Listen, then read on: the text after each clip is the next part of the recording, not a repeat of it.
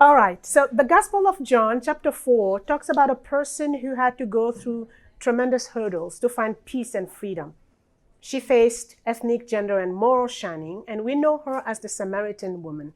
The fact that she is identified by her ethnic group is very significant to me. This nameless woman came from a tribe that was hated by Jews.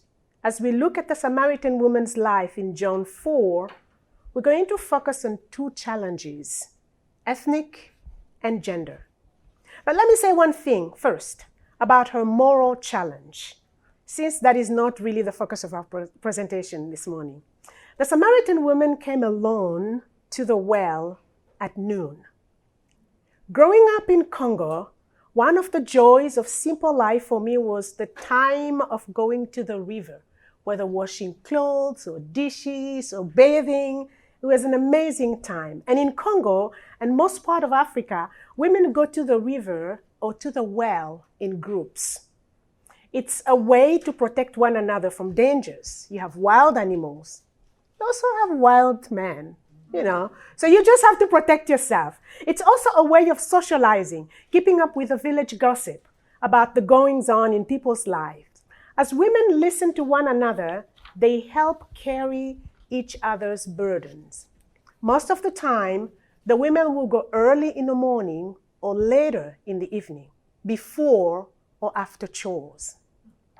I tend to think that maybe it was the same for women in Jesus' time, yet the Samaritan woman came alone at noon, the hottest time of the day when people should take shelter from the sun.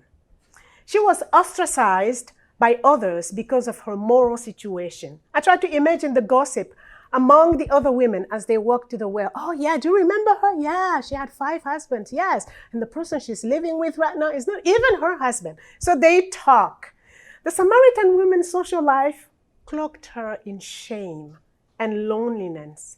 Hence, she was going to the well alone when it was very, very hot during the day. What she needed the most was understanding, fellowship, and a listening ear.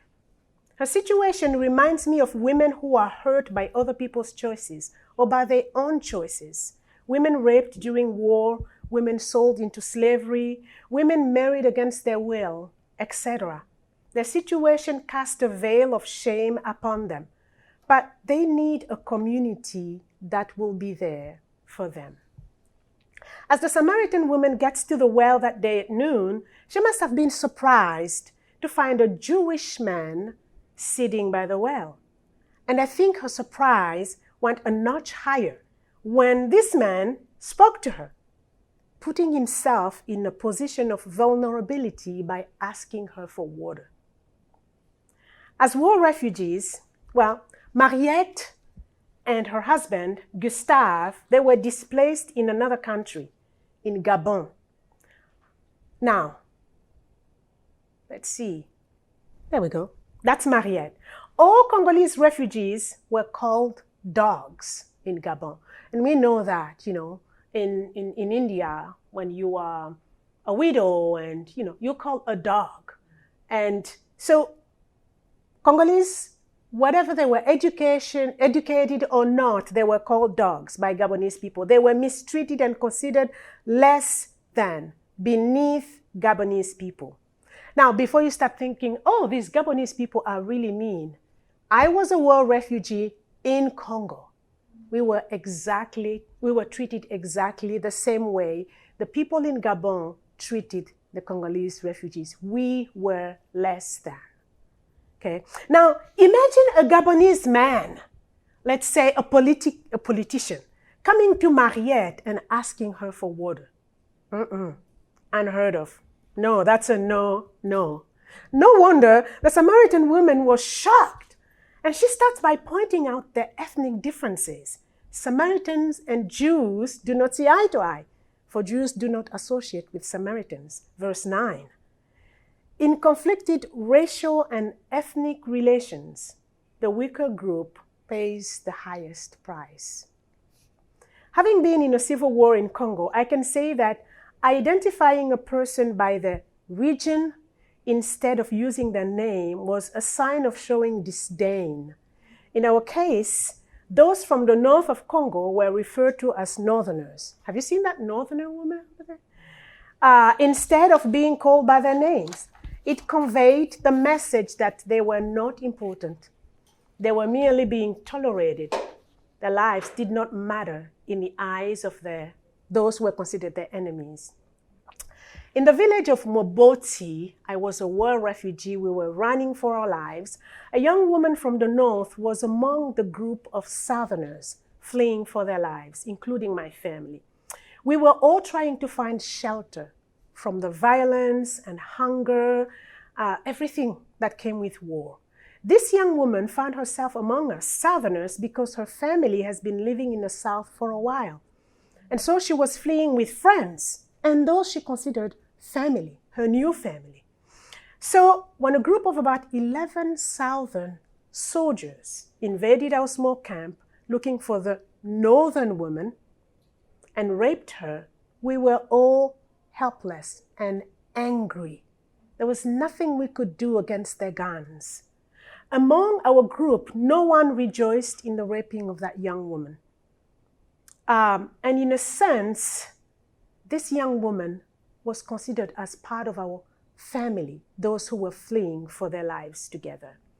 And I still remember for a long time, her cries of help resonated in my ears and in my heart. And I did curse the Civil War. We were taught not to curse people or things, but I did.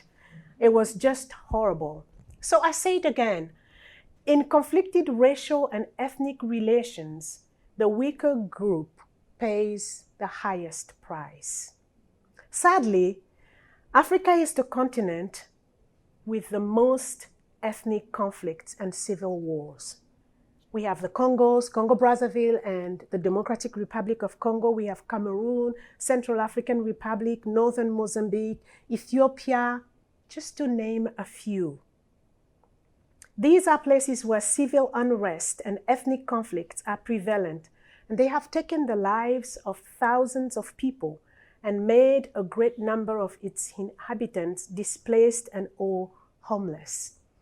We have friends in Mozambique, in Mozambique, who are serving the people there.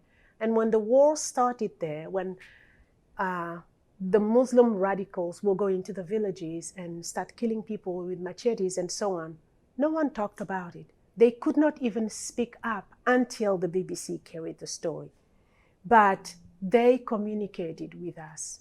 And it was so heartbreaking to know what was happening and the lives of people being taken away, and the barbarity of what was happening there.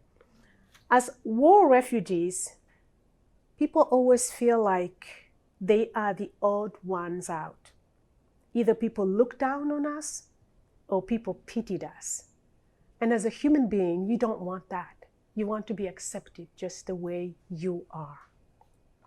There is a feeling of isolation and great loneliness when people face ethnic conflict and division, especially from the minority groups. The God, I think,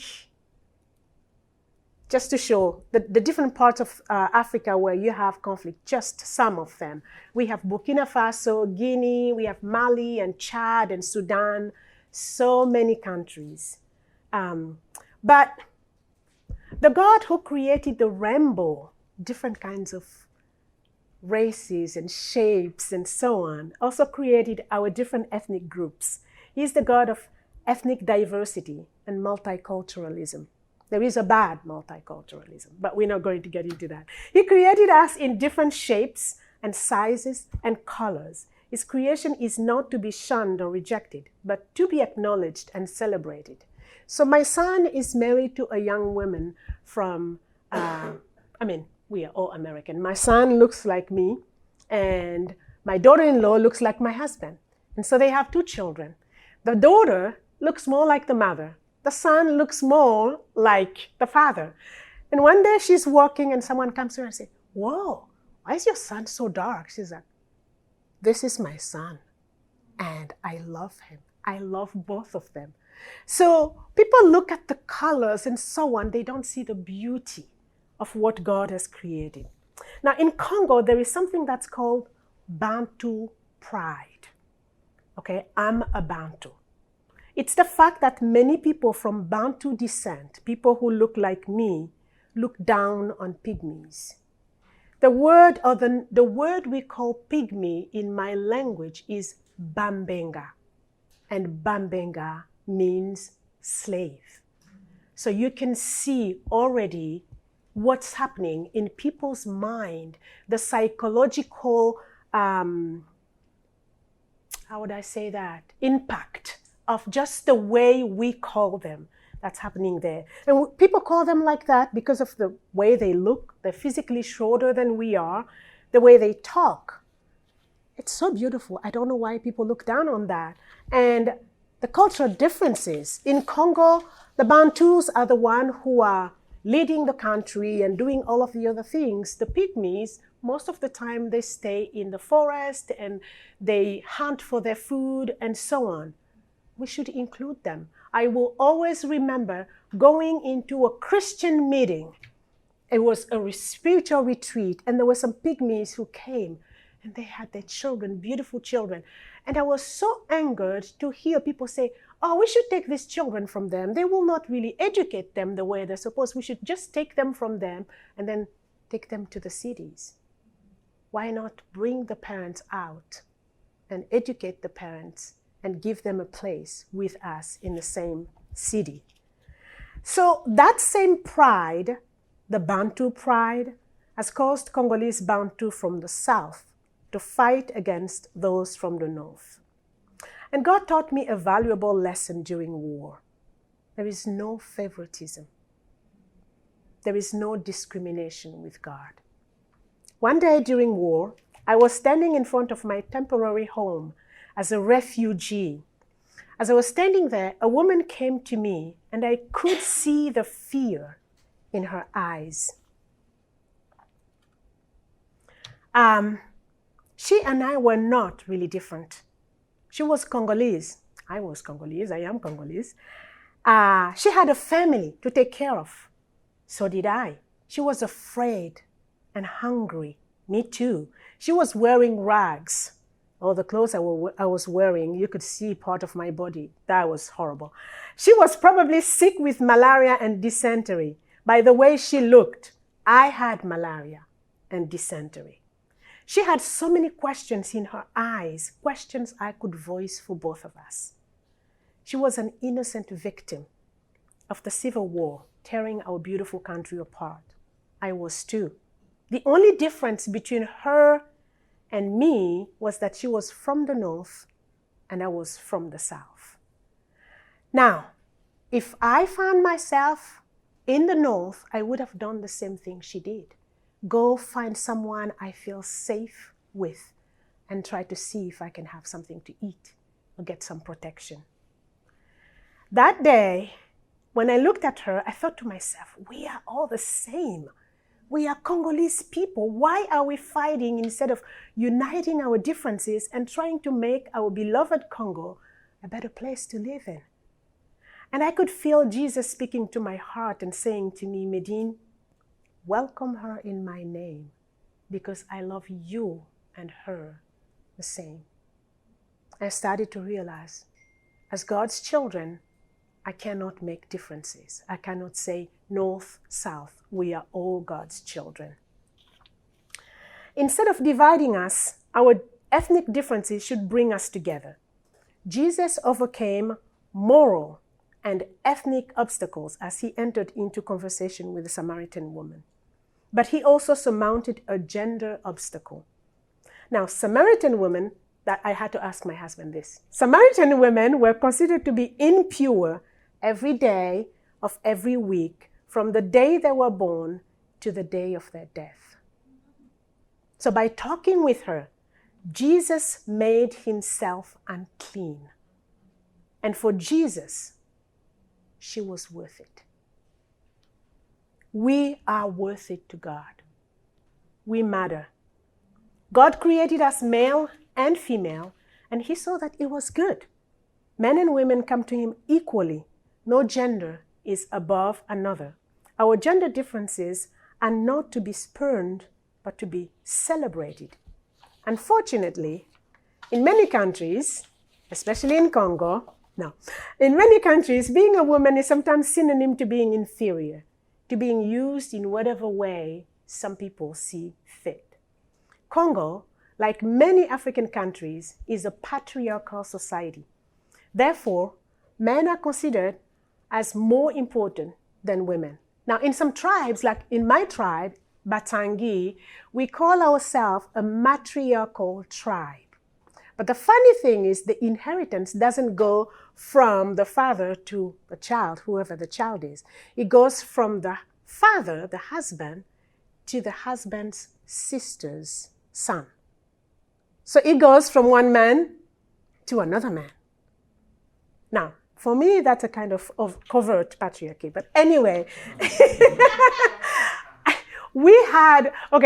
just to say, we had a lot of conflict when my father died because my father's nephew wanted to take everything, even though the law says that it's supposed to go to the wife and the children. But tradition says something else. So Congo, like many African countries, as I said, is a patriarchal. But Congo also signed with many other African countries and ratified what they call the Convention on the Elimination of All Forms of Discrimination Against Women. Now that's lovely, that's noble, but the progress is very slow. Some of the laws passed to protect women and children are rarely implemented in my country. I can speak only of my country right now. And many women, especially those living in rural areas, are not even aware that there are laws to protect them. So as a consequence, Congolese women, well, they experience all sorts of violence in their lives. And I think that having been in other African countries, I can say in other African women experience that too. I remember one thing. A few days before my 7th grade year started, I needed a school uniform. In Congo, you have to have a uniform, and the school uniform is this light blue shirt and then the dark blue pants. My father bought the required fabric, and the only tailor in our neighborhood was a man, and that was bad luck. You don't want that. We all heard stories of male tailors having a special fitting room where they did bad things to women and girls. So I took all my precautions, went with my father accompanying me, and I was wearing shorts because this African material that we wear, the skirt, we just tie it here. Anyone can just pull it and then it goes out of you. So I was wearing shorts underneath my African skirt as I was taught. The tailor measured me in front of my dad, and I could see that he was not really happy. Unfortunately, as early as middle school or younger, girls are prey to whoever is lurking out there to get them. So a few days later, on my way to the market, I stopped by the tailor to fetch my uniform as agreed, but he told me that he hadn't finished it. I was surprised. He said he needed to measure me some more. I was taken aback. I was cornered. My dad was not there. This time I was alone. Whew. Now, I was taught that we have to respect all adults. So that was one of the things. The other thing is I was too afraid to stand up to this man. Who was I? And I can see my material there. I needed to go to school, and school was starting at the beginning of the week. So I entered the evil fitting room. He measured me again, and as I feared, he inappropriately touched me. I jumped out of the room. I felt ashamed and angry and confused and guilty of somehow having done something wrong, but I didn't know what I did wrong. I felt filthy. And I could see by his smile, smug smile, that he had won. I learned that day that my earthly father, Papa Jacques, could not protect me all the time, but my heavenly father was with me every day. It prompted me to trust my Heavenly Father more and to bring all this turmoil of feelings to Him. Now, from that day forward, I always wore shorts for every tailor's visit, man or woman, whether it is to start it or to go and get my clothes, I always wore a short underneath. Actually, it became like a trend with many women in Congo wearing shorts under their skirts because you never knew what will happen to you. It was better to be prepared than to be taken aback, be surprised. Women face many challenges in Congolese culture because of their gender. Congo and most African countries have a very real sense of gender work division. And I think in many cases, the sense of imbalance starts here.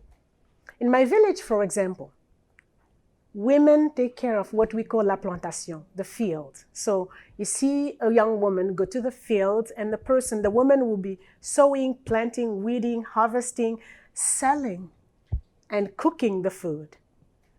And then you see men cut the big initial weeds, the big trees, and that's it. Sometimes they might go hunting, but that's it.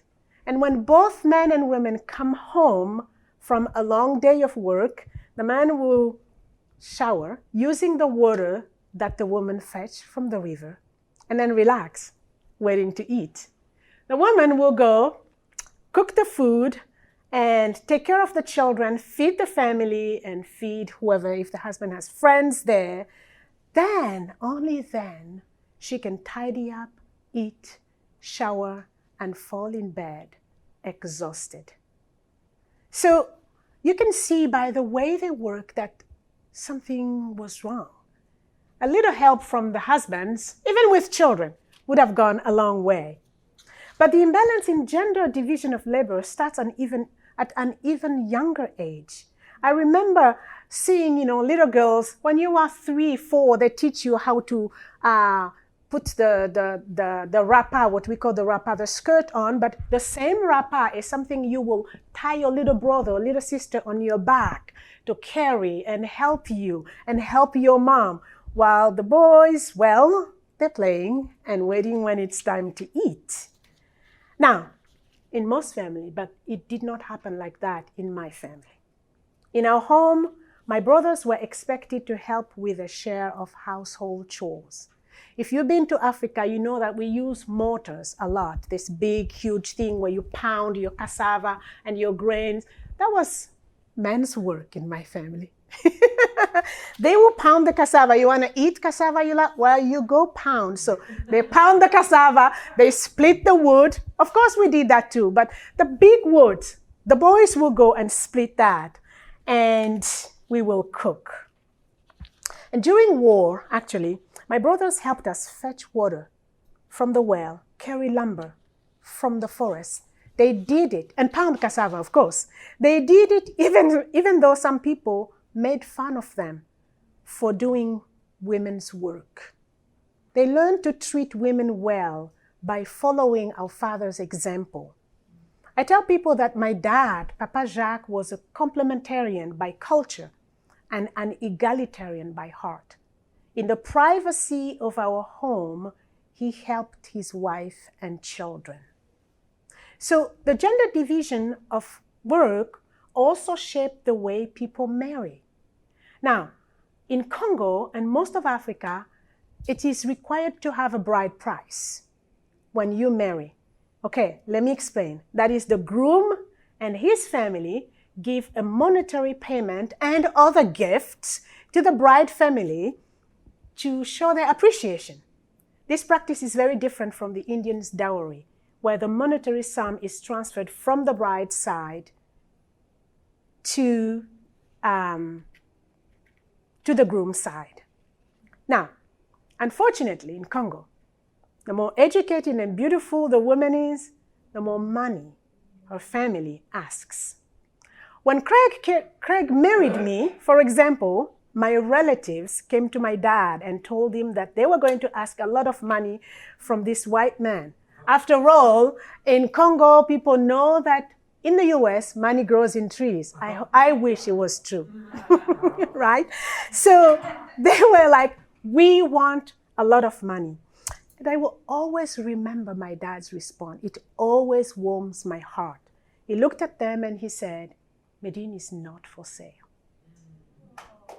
I will always. So instead of paying like $1,000, and in other countries, like in Nigeria, they will say, I'm not even going to look at you unless you bring like 50 cows, which is a lot of money.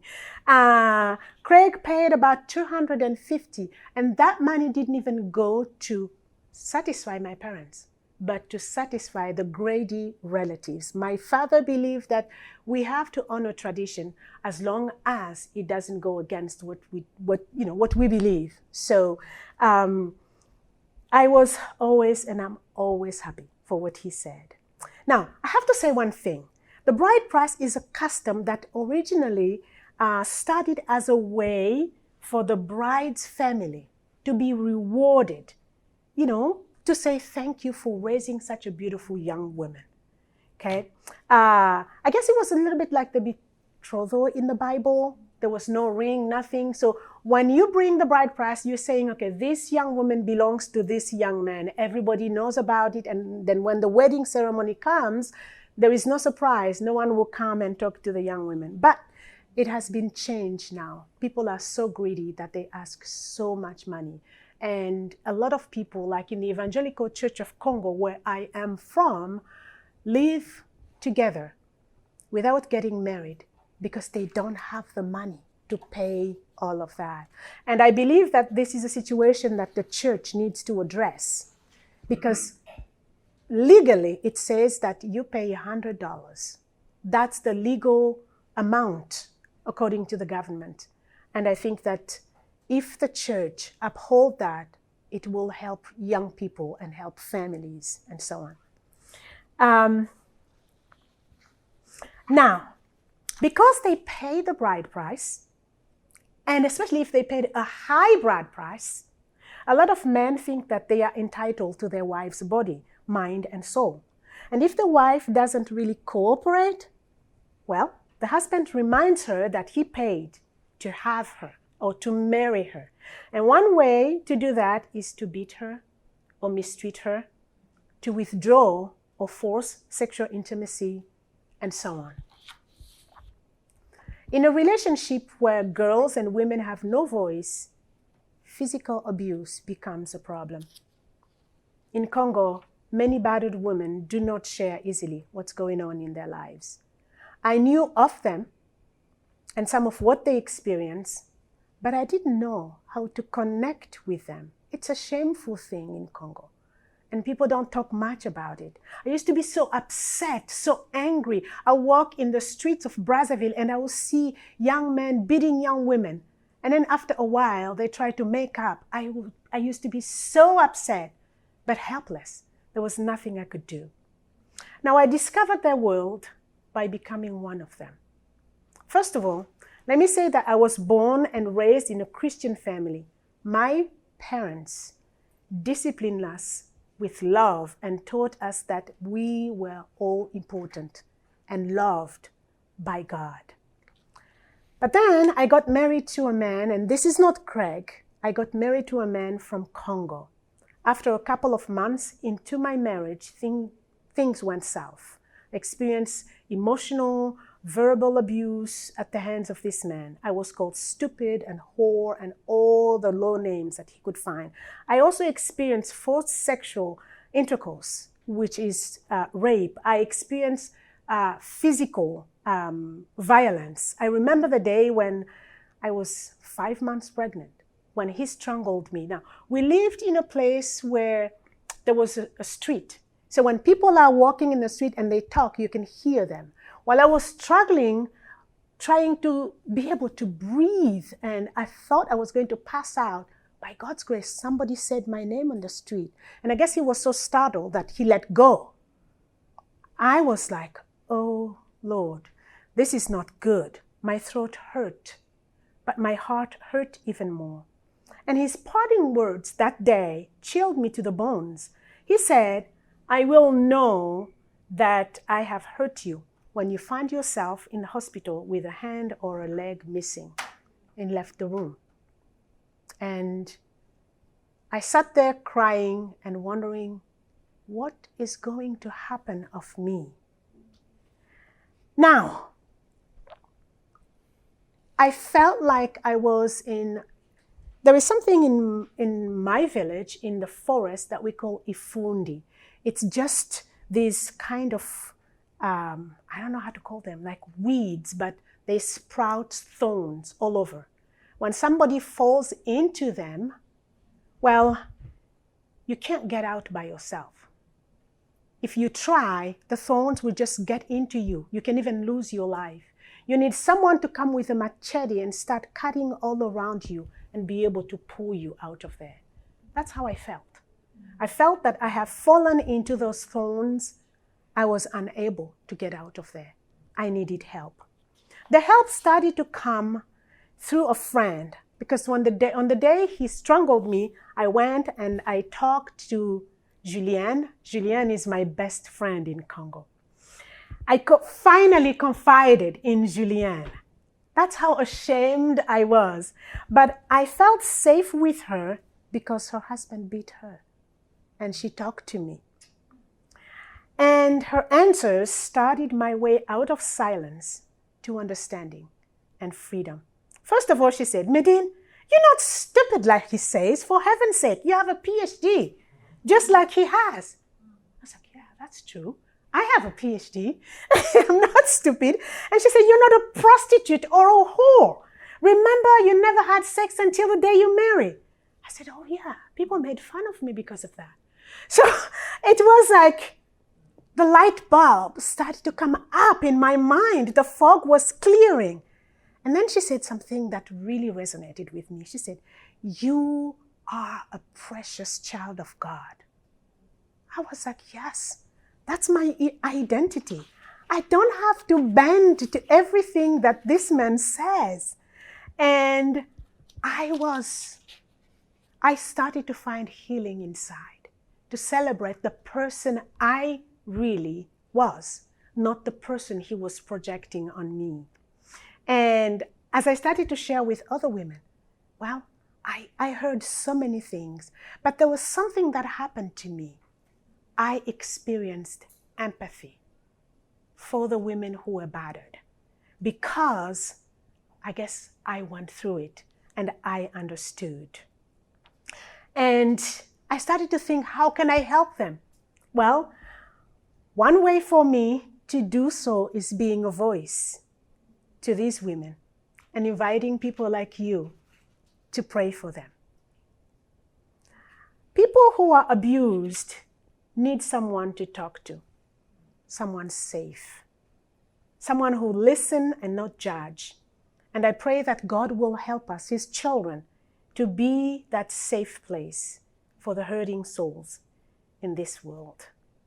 Now, how did God take me out of there? Well, he sent war. I was not going to ask him to send war if I had the opportunity. But anyway, he sent war and we got parted and then life continued. So the gender division of labor also shaped the way girls and women had access to education. During my growing up years, young women were encouraged to pursue schooling, young men as far as they can go. Young women, we were told, well, you can study until you get a degree that will help you to get a job, and then you get married and have children. But for my father, education was important for both boys and girls. He had 3 boys and 3 girls. All of us were encouraged to give our best to study. The influence of a good father or a guardian was very important for young women who wanted to pursue further studies, who had a vision. Mariette was one of those. She was the first woman certified teacher in our region. And she was able to pursue that because her father said, I believe that education is as important as life skills, and I want all of my children to go and study. And she was able to do that. But even in school, gender discrimination follows us. I don't know if you've heard of the practice that's called sex for grades. No, Okay. It's something that happens a lot in Africa. And in other African countries, they call it a thigh for a pass. So it's the belief that a young woman is not as intelligent as that. And so for you to pass your classes, you need to give something.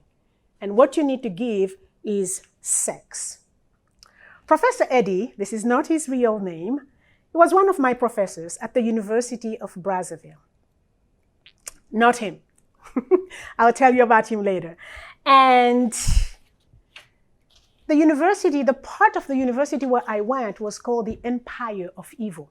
You can already see by the name how hard it was for someone who wanted to live a pure life to really follow the Lord. Professor Eddie had set his eyes on a few young women, including me. And so every time we'll get to class late, he will make some comments that will make any woman blush. Thank God when we blush, people really don't see it. And so Professor Eddie could not get to me, even though my grades were bad. And he was determined. And one way to get to me was through oral exams. So Professor Mowell, the one on the picture here, was a kind man. The amazing thing and the miracle that God did for me was that every time we had an oral exam, starting from my first semester there, if Professor Eddie is taking the first half of the names, my name was the first on the second half. And if he was taking the second half, my name was the last on the first half. I never had Prof. Eddie as an oral exam professor. And I passed all of my classes with flying colors. I always had Professor Mowell. The last time I met Professor Eddie was in France. I was with two other of his students, and we met him, and he looked at me first, and he said one thing that I will always remember. He said, "Moussounga, your God is alive." Because there was one woman he wanted absolutely to have, and Jesus said, "No, she's not yours, and you're not going to have her." One of my inspirations to fight against sexual harassment in Congo is a young woman called Emilienne Bungumuyabi. She's just my hero. As a student in a middle school, she was 15 when she started middle school. Well, young women started school a little later because they had to help with the children and chores and so on. She experienced sex for grade. And she tried to resist for 2 years and realized, I won't be able to do anything with these professors. There is no one, there is no law, there is no police officer who can help me. And so she quit school. But God helped her to become what God called her to become. The first woman pastor in the Evangelical Church of Congo. Now you see, sex for grade has caused many young women to end up with sexually transmitted diseases, unwanted pregnancies, and a troubled life of sexual promiscuity ahead. It's a practice that reduces girls and women to objects, and it blocks them from pursuing their studies in peace. It also leads them to believe that they're not smart enough to do well on their own, and that they need to exchange sexual favor for grades.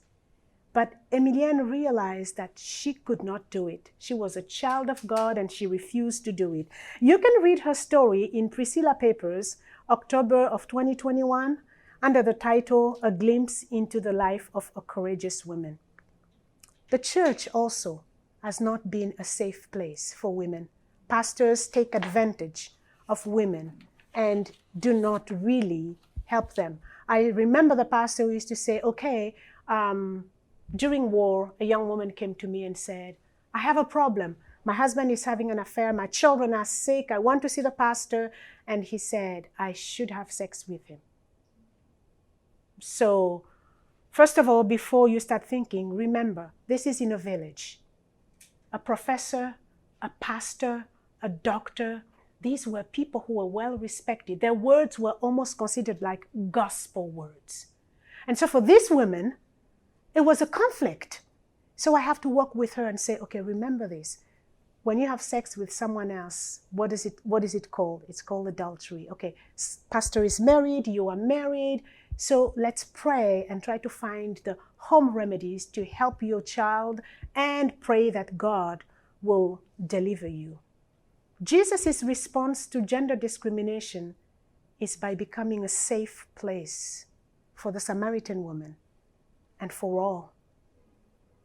Only when someone feels safe will he or she accept food and water from the person supposed to be their enemy, or will he or she give food and water to the person who's supposed to be their enemy. As God's children, we're called to follow Christ's example and fight against injustice and all sorts of discrimination. Now, Professor Jacques-Emmanuel Moussounga is a follower of Christ, and he was a professor at the University of Brazzaville. And when a female student will come to him and say, oh, Professor Moussounga, I'm really in trouble. Professor so-and-so wants me to have sex with him. He will say, okay, let me pray with you. He will pray with them. He will advise them. He will go and see the professor and say, oh, don't touch Julienne, that's my nephew, that's my niece, okay? Don't touch Alice, that's my niece. Don't touch Monique, that's my niece. Don't touch... Some of the professors started to be upset with him, and they would go like, how many nieces do you have? He was not really lying, because in Congo, everyone is everyone's uncle. One of his female students wrote this. She said, I've been deeply touched by you. You are a professor by career, but a father by nature, an example of kindness, humility. You reflect the image of Christ. Jacques-Emmanuel is my brother, and he died 2 years ago. He tried his best to fight against a system that enslaved women.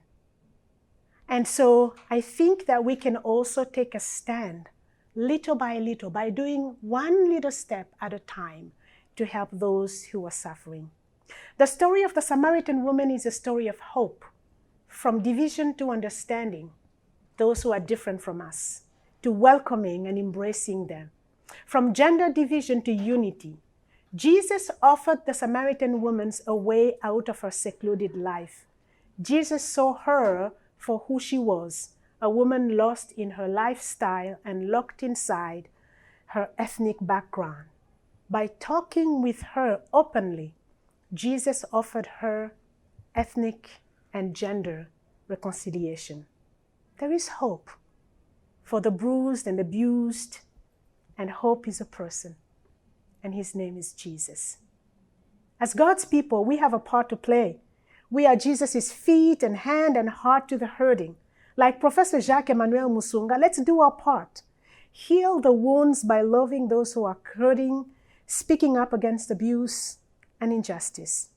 Hurt people need a place that is safe to experience healing, and God's people needs to be that safe place for them. My father was a safe place for me in a Congolese context where women, did not have the same access as boys had. God is an even safer place for all his children. We're created for divine delight, not to be used and discarded, but to be treasured. If God, who is so mighty and powerful, our Creator, delights in us and our diversity, how much more shall we, the body of Christ, delight in one another God's way? Thank you.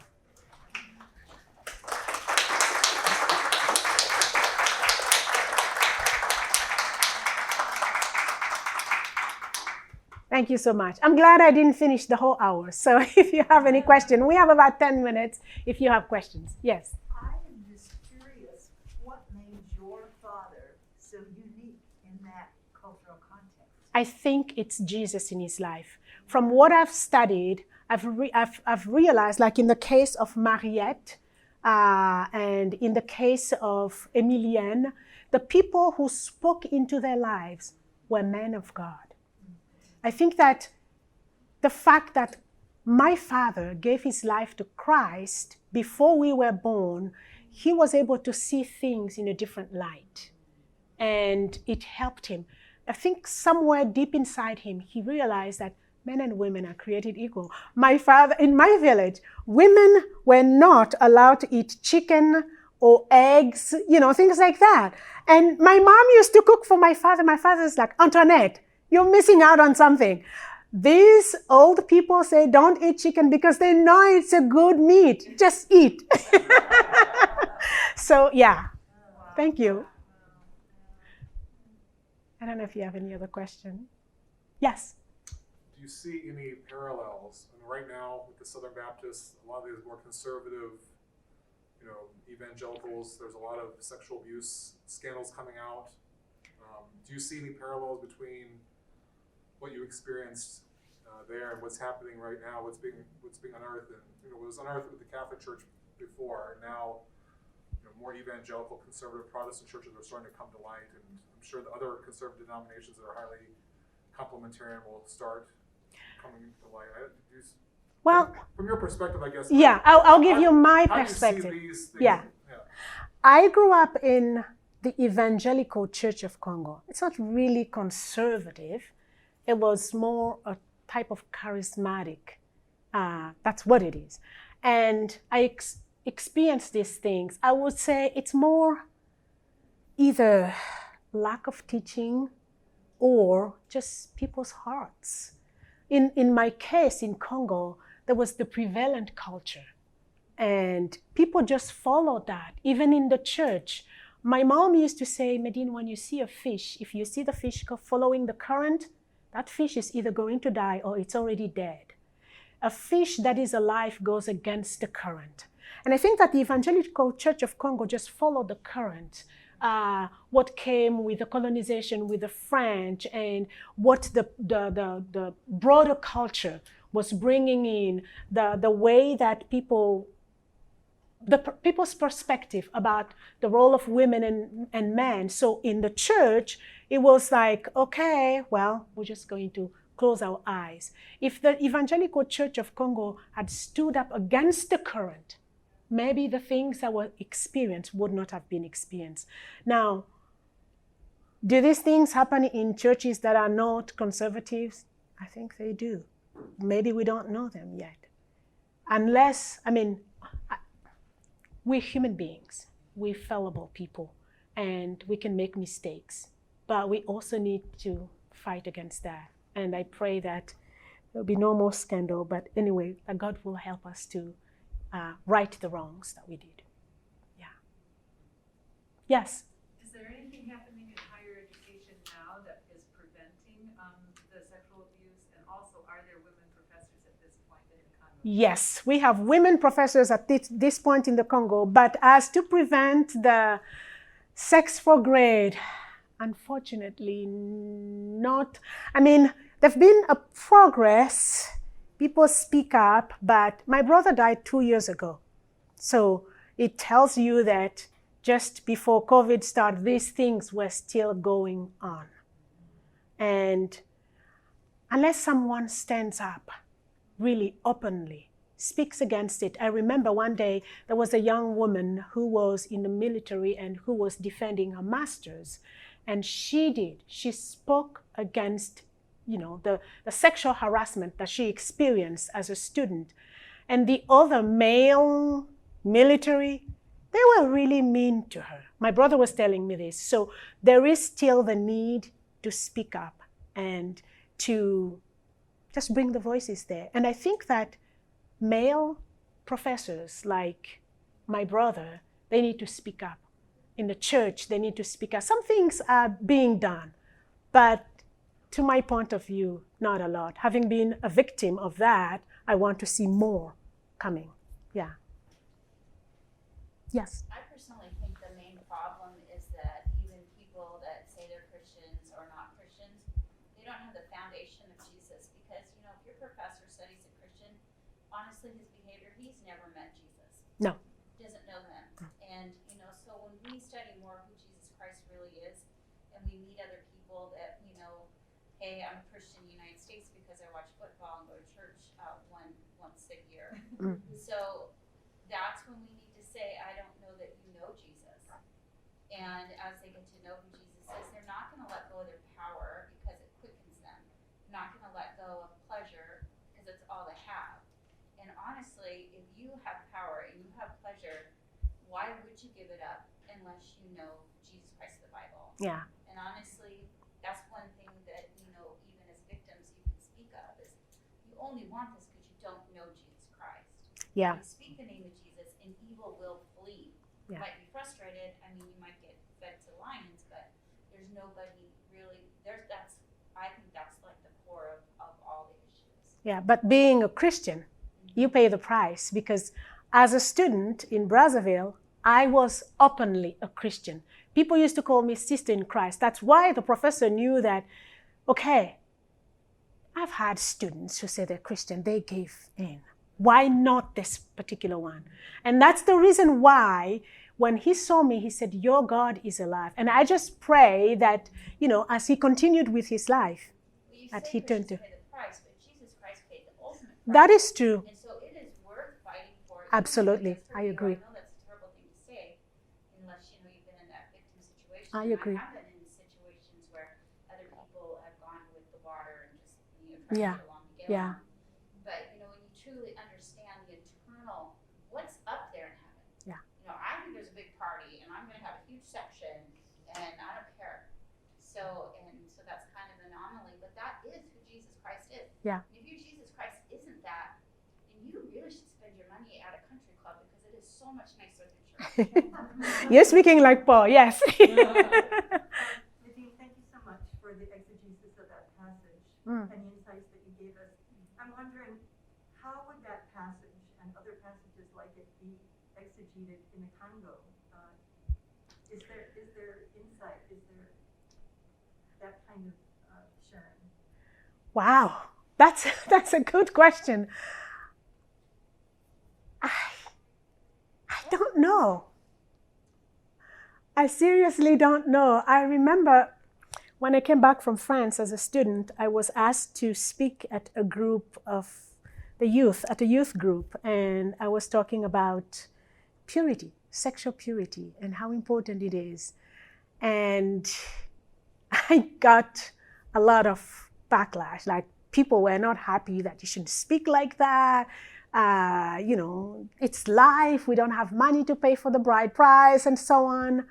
But I also remember young people coming to me and saying, thank you, I wish I had known that before. Now my girlfriend is expecting.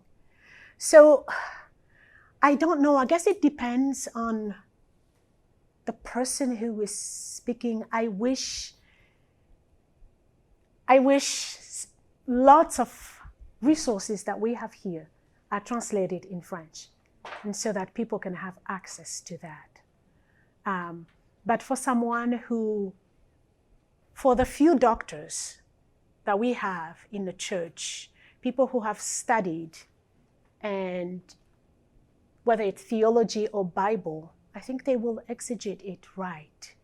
But these few doctors, most of the time, they teach at the university, at the seminary level. And then what they teach is now applied through the other levels. So it depends on who is talking.